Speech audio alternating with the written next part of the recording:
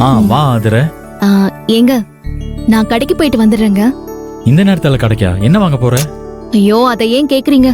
வாங்கின ப்ரொவிஷன்ஸ் எல்லாம் தீந்து போச்சு. நாளைக்கு கார்த்தி ஷாப் ஓபன் பண்றான்ல, அதுக்கு கேசரியும் வடை பாயசமும் பண்ணலான்னு இருக்கேன். அதுக்கு தேவையான திங்ஸ் மட்டும் போய் வாங்கிட்டு வரேன். ஆதிர இரு. நான் ஆபீஸ்ல மட்டும் இல்ல, பண விஷயத்துல வீட்லயும் ஸ்ட்ரிக்ட் ஆபீசர் தான். நான் உங்ககிட்ட மாச செலவுக்கு ஏற்கனவே பணம் கொடுத்துட்டேன். அப்பவே உங்ககிட்ட பார்த்து நிதானமா செலவு பண்ணுன்னு சொன்னேன். ஆனா நீ என் பேச்ச கேட்காம காத்துல பறக்க விட்டுட்ட. வீட்டுல இருக்கிற எல்லாருக்கும் பாதாம் பால் ஆட்டுக்கால் பாயான்னு அள்ளி விட்டுட்டு இப்ப வந்து ப்ரொவிஷன் தீர்ந்து போச்சுன்னா என்ன அர்த்தம்? நான் என் மனசை கல்லாக்கிட்டு சொல்றேன், என்னால உனக்கு பணம் தர முடியாது.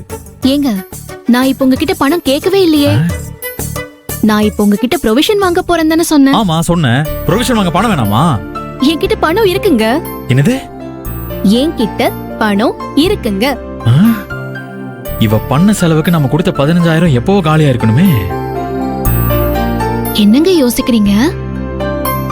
ஏன் ஆதிர, நீ நல்லா செலவு பண்ற, ஆனா எப்ப கேட்டாலும் பணம் இருக்குன்ற. உங்ககிட்ட அச்சய பாத்திரம் எதுவும் இருக்கா? நீங்க தெரிஞ்சு கேட்டீங்களா தெரியாம கேட்டீங்களான்னு தெரியல. உண்மையிலேயே மணிமேகலை கிட்ட இருந்து அக்ஷய பாத்திரத்துல முதல்ல தானம் கேட்டது ஆதிரைங்கிறவங்க தான். அவங்க ஞாபகமா தான் அப்பா எனக்கு ஆதிரைன்னு பேர் வச்சாரு. என் அப்பா அடிக்கடி இது ரொம்ப பெருமையா சொல்லிப்பாரு. ஓஹோ, இப்படி ஒரு லிங்க் இருக்கா?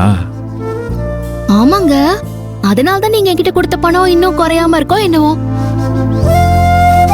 ஆதிர, நீ என்ன நல்லா சீட்டிங் பண்ற, இதை நான் ஒத்துக்க மாட்டேன். எது? நான் உங்களை சீட்டிங் பண்றேனா? எதை வச்சு இப்படி சொல்றீங்க? ஆமா, இப்ப ப்ரொவிஷன் வாங்க பணம் இருக்குன்னு சொன்னியே, ஏது உங்ககிட்ட பணம்? நீங்க கொடுத்த 15,000 ரூபாயில செலவு போக மிச்சம் இருக்கிற பணம் தாங்க. ஆதிர, இந்த வாழைப்பழ காமெடி எல்லாம் பண்ணாத. போன தடவை எந்த பணத்தால ப்ரொவிஷன் வாங்கின?